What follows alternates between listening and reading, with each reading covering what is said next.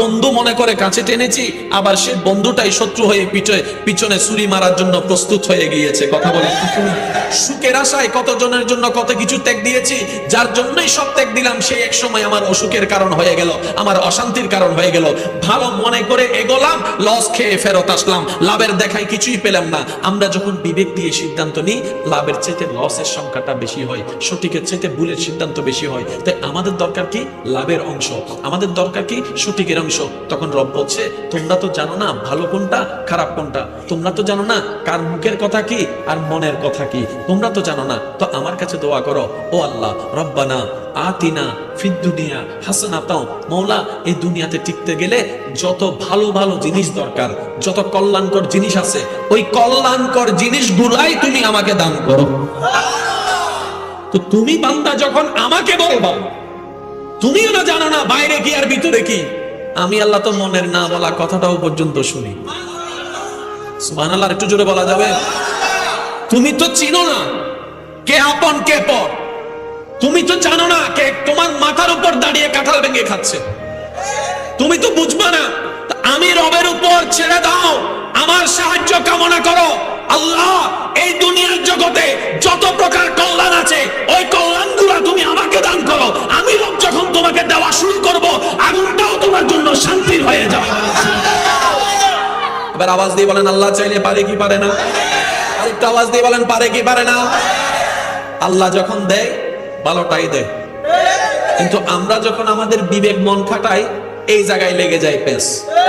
চালাক কারা, বুদ্ধিমান কারা? তারা বলে যে আমি জানিও না বুঝিও না, আল্লাহ যা দেয় আলহামদুলিল্লাহ, আল্লাহ যখন দেয় আলহামদুলিল্লাহ, আল্লাহ যেভাবে দেয় আলহামদুলিল্লাহ, আল্লাহ দিল আলহামদুলিল্লাহ, আল্লাহ না দিল আলহামদুলিল্লাহ। কারণ মুসলমানের ঈমান হচ্ছে আল্লাহ দিল কল্যাণ, না দিল কল্যাণ। বলেন সুবহানাল্লাহ।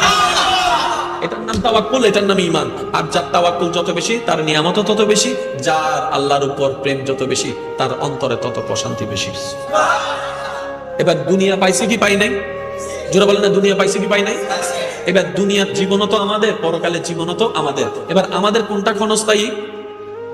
ক্ষণস্থায়ী অল্প সময় কোনটা? চিরস্থায়ী কোনটা? আখিরাত। একটু জোরে বলেন, ক্ষণস্থায়ী কোনটা? চিরস্থায়ী কোনটা? আখিরাত। এবার লাভ কি? অল্প চান না বেশি চান? অল্প সময়ের জন্য, বেশি সময়ের জন্য?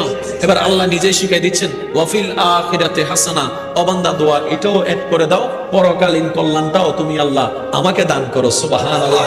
এটার মানে কি? আল্লাহ তাআলা বলে যে তুমি এটা মনে করিও না তোমার নামাজের কারণে তুমি তাজরি মিন তাহতিহাল আনহার ওয়ালা জান্নাতের নিয়ামত ভোগ করবা, কাশিম কালো সম্ভবপর নয়। তোমার রোজার মধ্যে সেই কোয়ালিটি নেই যেটা জান্নাতে পৌঁছাতে পারে, তোমার হজের মধ্যে সেই পবিত্রতা নাই যেটা জান্নাত পর্যন্ত পৌঁছাতে পারে। কারণ সবাই তো আর আবু বকর সিদ্দিক হবে না, সবাই তো ফারুক আজম হবে না, সবাই তো ওসমান আলী হবে না, সবাই তো হাসান ও হুসাইন হবে না, সবাই তো আল্লাহর ওলি হবে না। বান্দারে তোমাদের জন্য জান্নাত বানিয়েছি, আমি দেখেছি জান্নাতটা তোমাদের জন্য। তো সুতরাং ভরসাটা আমি আল্লাহর রহমতের উপর করো, যতটুকু পারো আমল করো, সৎ থাকার চেষ্টা করো, অন্যায় থেকে নিজেকে বাঁচায় রাখার চেষ্টা করো, ঈমানটার সাথে নিয়ে পরকালে আমার কাছে আসিও, আমি আল্লাহ বাকিটুকু রহমত দিয়ে তোমাকে জান্নাতে রাস্তা।